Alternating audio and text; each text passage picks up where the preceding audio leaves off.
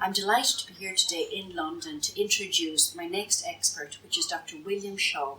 He is the director of Great Plains Laboratories in the States. He's a leading biochemist and is board certified in the areas of clinical chemistry and toxicology. I'm delighted today to be able to introduce Dr. William Shaw. And so,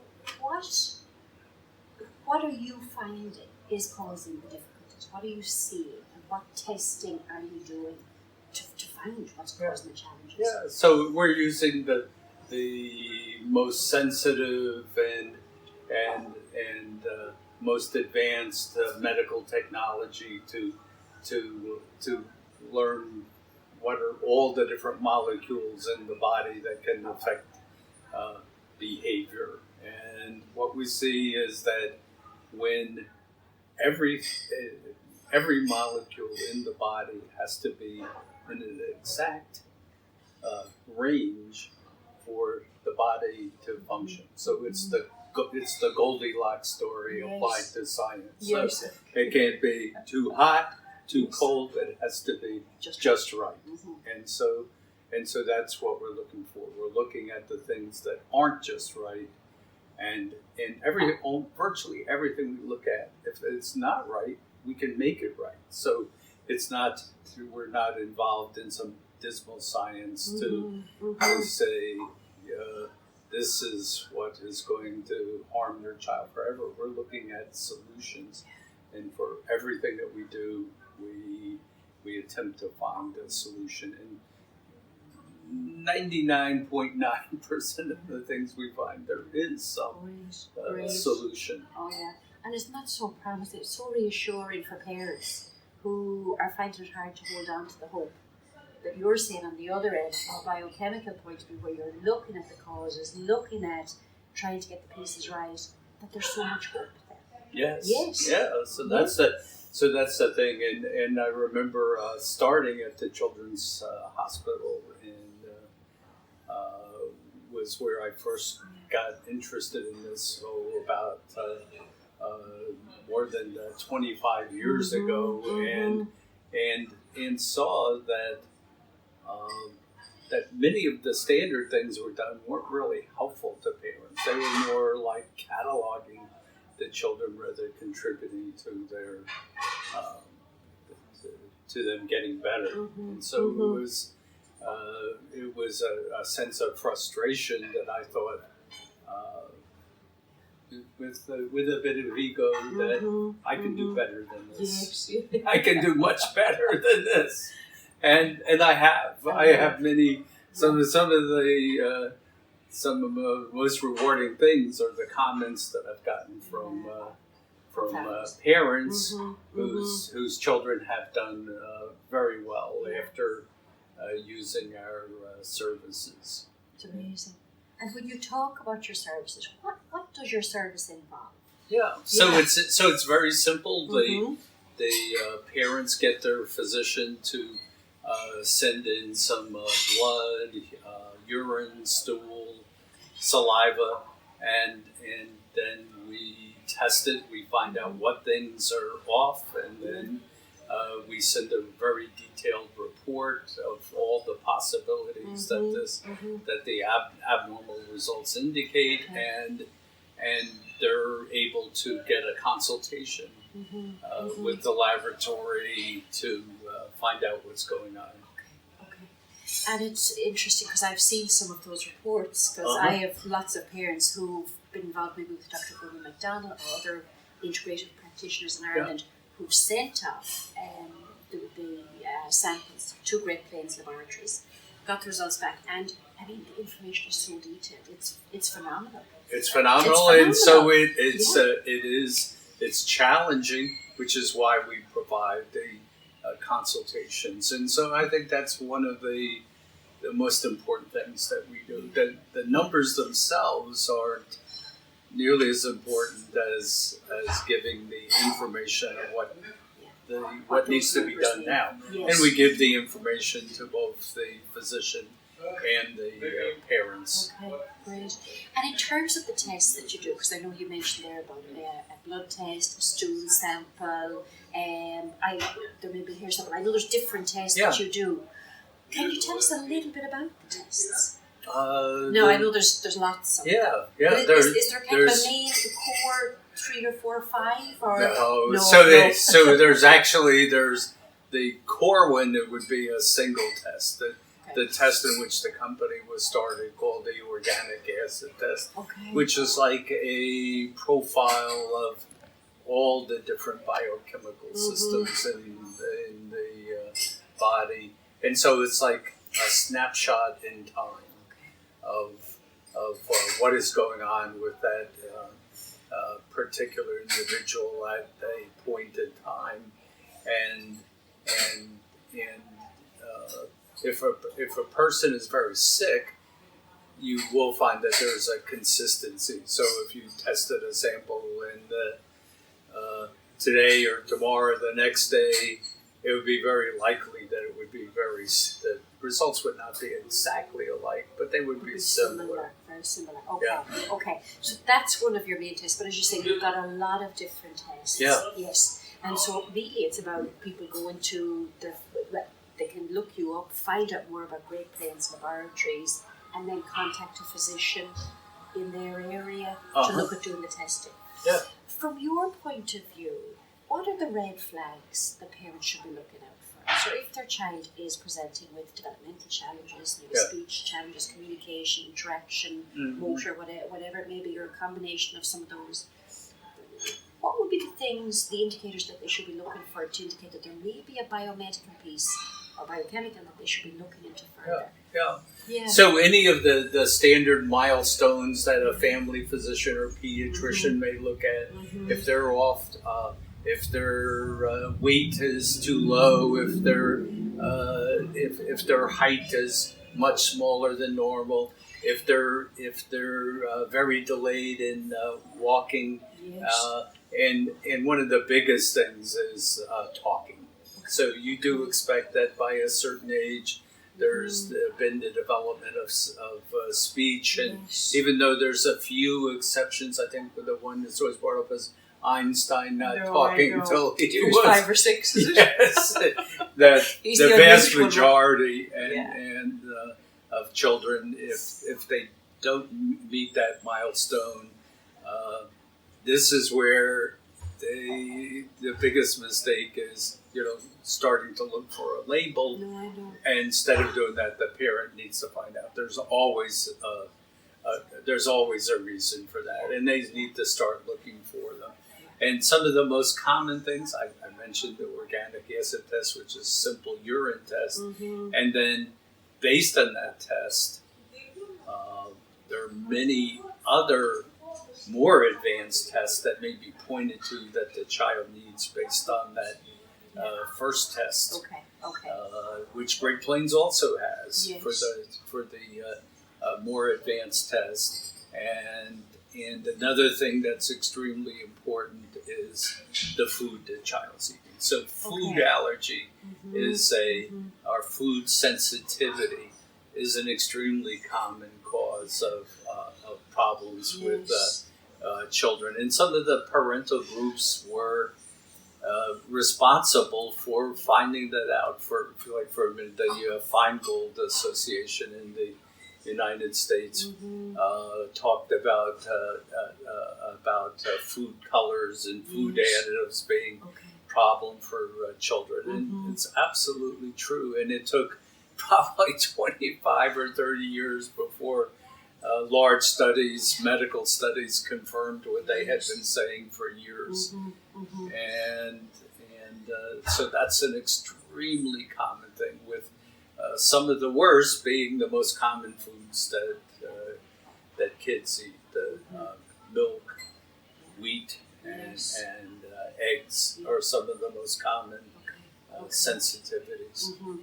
And so it's very easy to find out. It just requires a small amount of blood, and that is by far one of the most common major problems that children have, and most common causes of are contributing factors in hyperactivity of children and children with on the autism spectrum, and even children with seizure disorders. Yes. A very high percentage have these sensitivities to food, and it's such a simple test, and it's very simple to interpret. If a child has an extreme sensitivity to a particular food, you need to change the foods that the child is eating. Yeah.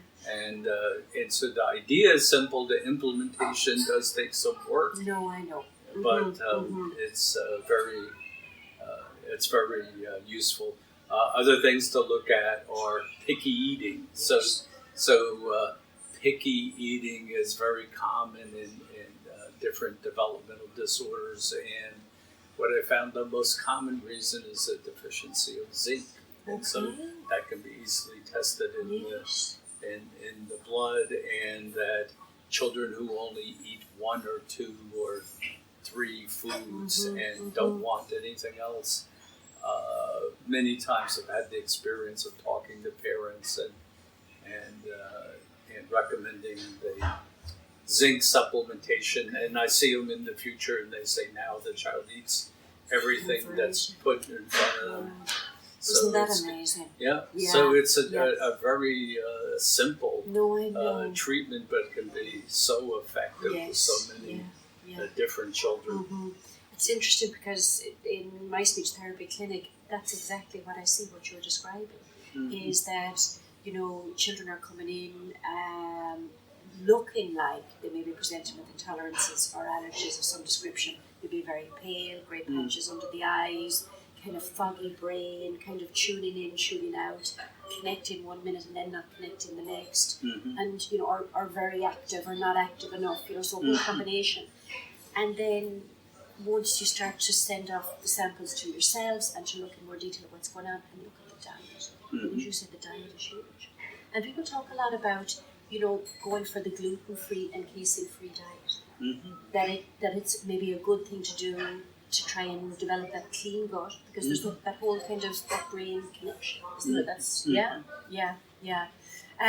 so that whole intolerance side of things, and you can look at that via, as you say, a simple blood sample. Okay, so that's fantastic. And we also have a urine test. The urine test is specifically for wheat and milk, so it's not as good. So it's not quite as good as the blood test. We can check for sensitivity to every food. So even though milk, wheat, and eggs are the most common allergies, I mean, you do have exceptions. There may be some children who might have a sensitivity to beef, even though it's much more rare.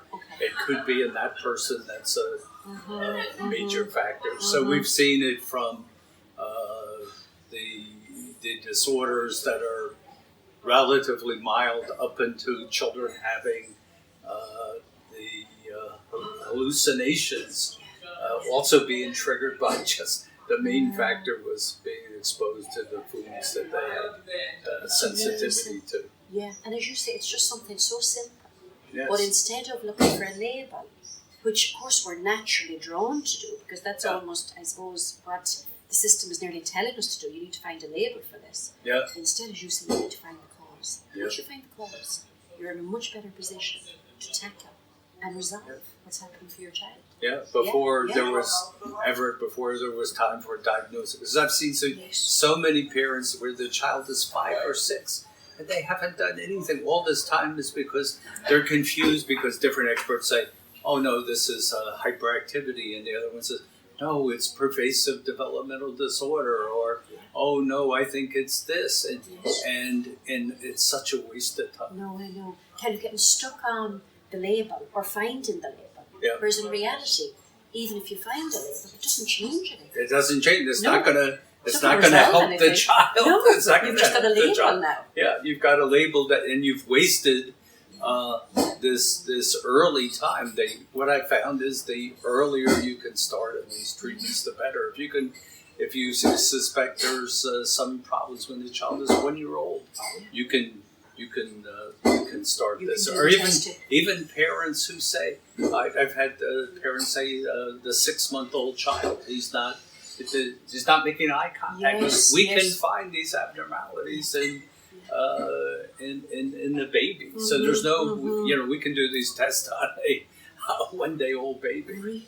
Yeah. Okay. Yeah. I mean, that's phenomenal, because when you think of a lot of testing that's out there, it's often, you have to wait till the child is 2 or 3 and all this kind of thing. But as you say, from day 1, you can find out exactly what's going on. You can find out a lot of a huge amount of information. Okay.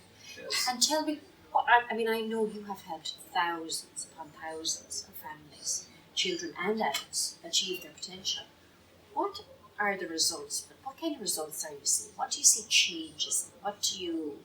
I mean, you can see every possible change. So from children with severe autism becoming completely normal and completing college and working independently and becoming married and so we've been doing this long enough that we see the long-term benefits.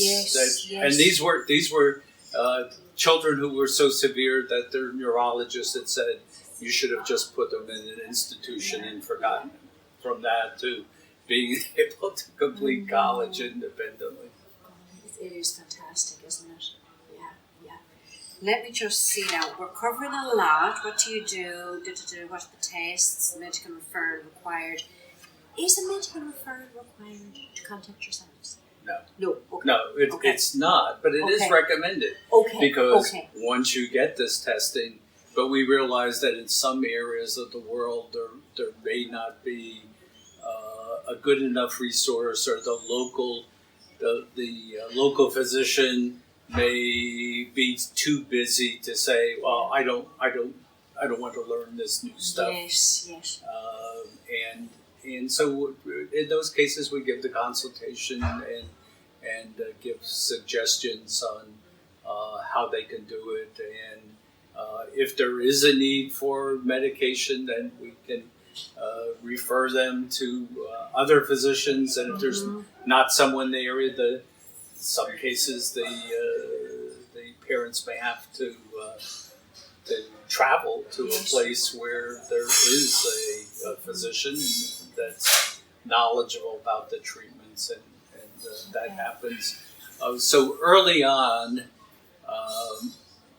I found that the best thing the parent can do is the comprehensive testing. So I myself was, at the beginning, was unsure. Well, what do I recommend straight off? Yes.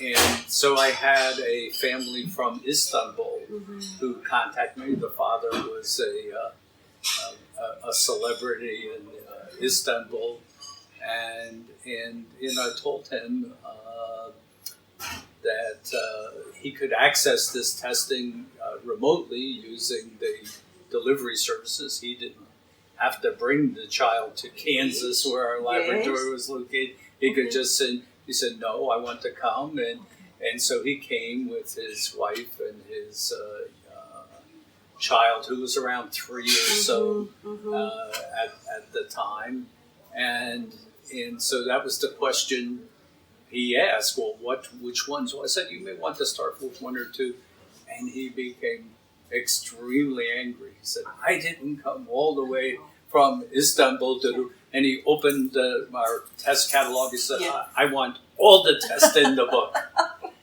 And that was the best thing to do. So he ordered all the tests in the book. We got the results back, and we gave him our recommendations. He had a number of relatives who were physicians in Turkey, and after sending all the recommendations, by the way, his child had abnormalities in virtually every test, and at that time it was around 10 tests, and 6 months later I got the word that his child was now recovered, and then probably 12 years later, he brought his teenage son to the laboratory in Kansas, and the son walked up and shook my hand and thanked me for the work when he was a child. Yes. So he was completely now functional. So it was very rewarding to see the difference. Yeah, and I have to say, I see it so much in the clinic as a speech therapist. If the biomedic is an issue, unless it's addressed, it's very difficult for me to do anything. That's right. Yeah, so all these behavioral therapy, the applied behavior analysis, ABA, and speech therapy, all these kinds of therapies work the best once the child has the underlying biochemical abnormalities addressed. Yeah, and it's great, I think, for all professions to know that, isn't it? That the biomedical or biochemical end of things is a major building block. It's a foundation piece. Yes. Because, I'm thinking it comes back to that whole, gut-brain connection. That if there's something going on with the gut, if there's something going on with the biochemistry, it's impacting on brain function. Yes. Or it has the potential to do that. Yes, absolutely. And that was one of the first things that I had found at the Children's Hospital. So the testing we provided was ordered by every specialty in the Children's Hospital: the gastroenterologist, the psychiatrist, the neurologist, the people in immunology, the people in the kidney clinic. So all of them ordered the same testing, and as a result of that, what I noticed is that in a very high percentage of the sick children, there were much higher values of chemicals from the microorganisms in the intestinal tract, and so developed a suspicion that the abnormal intestinal flora was affecting many illnesses, if not most illnesses, was an underlying factor. And so for really the rest of my career has been expanding that initial insight to showing that in fact it was correct. So a huge variety of illnesses are due to the abnormal intestinal flora, which means the different microorganisms in the intestinal tract. And they do that because these microorganisms produce chemicals in the intestine that then travel into the bloodstream and eventually get into the brain and alter the function of the brain.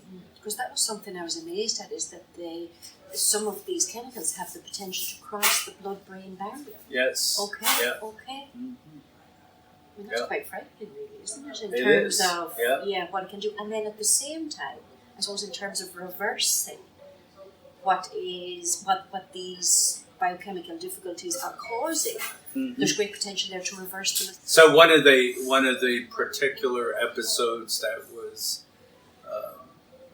very telling and very rewarding was a child with severe autism who was being treated at 3 years old, and the child had no speech at all. Did not understand, or didn't seem to understand speech, and it wasn't, if the parents told them something, there was no reaction from the child, and had a lot of self-hurtful behavior, and it was found that the child had mold in the intestinal tract. The same kind of black stuff that grows on your wall sometimes if you've had a leak in the ceiling and the rain came in, and so he was treated by Dr. Baker in Connecticut based on our testing, and within 6 weeks the child had completely recovered from. So it really was the fastest recovery. Went from having extremely severe autism to having no symptoms, had gone back to developing speech, showing affection to the parents. Matter of fact, the father had a worried look, and the son came up and patted him on the knee and said, "You don't need to worry about me anymore, Dad. I'm completely recovered." Oh. As a 3-year-old. Yes, that's amazing, isn't it? Yeah. But I have to say, I see that all the time in the clinic. That, if children coming in who, and not all on the spectrum, a whole range of different difficulties, but kind of tuning in, tuning out, speech is slow to get going, can be difficult to get that connection, and it may not be lasting. But once the biomedical end of things is addressed, you start to see a different child emerging, for the most part. Yes. And then you really have something to work with. Oh, yes. Then our techniques really work. And particularly the sound therapy, which I use, which I just find really kind of fast tracks everything. Yeah. Once, kind of that gut's in a good place, the brain's in a good place, now we can really make everything move even faster. So no, it's amazing. I have to say, thank you so much for meeting with us today, because I just feel for parents, this is going to be so reassuring. Yeah. And there are so many parents that don't know what's out there. They don't know that there's this very sensitive testing. Yeah. Because often parents would say to me, I mentioned it to, my GP or my MD, and he said, "Oh, don't worry, it'll be fine," or, it's just the stage he's at, or whatever it is. But as you said, there's more detailed, very sensitive testing there that can be done. If you've got concerns, that what they really need to do is to either find a practitioner who's using Great Plains Laboratories, or to look up Great Plains Laboratories altogether. Isn't that right? Yeah. What is your website? What exactly is your It's very simple. Yeah. The abbreviation of Great Plains Laboratory, so it's GPL 4U, the number 4, the letter U.com. GPL 4U. So and that's exactly what it is. I was the maker of that. You were the creator of that. Well, we have to thank you so much for all the families that you've helped and continue to help, because I see it in my practice every single day. And without that, so many children would not be achieving their potential. And that's really why I came to London to meet you, because, and I know it's been noisy here today, and you have a course going on, and we haven't been able to control the noise, so I really hope that everyone has been able to pick up kind of the amazing information that you're giving, and that they can follow up if they have concerns about their child. Yeah. And so the point you made is extreme. So in addition, to the idea of not focusing on the label, the parents unfortunately should also learn to trust their gut instinct. Yes. If they think there's something wrong with the child, especially if the child is young, don't be put off by your own physician. Yes. Go ahead and seek the help. Yes. And so many times that I've seen parents, even parents who got testing, the physician, if they're not knowledgeable enough, they can give misinformation, which is why we give these courses that we're doing today, to increase the number of people who are familiar, so that they will give the appropriate help to the children that need it. Yeah. Well, thank you so much. It's been great to meet you again, and I look forward to meeting you in the future. Yeah, thank you. Thank you.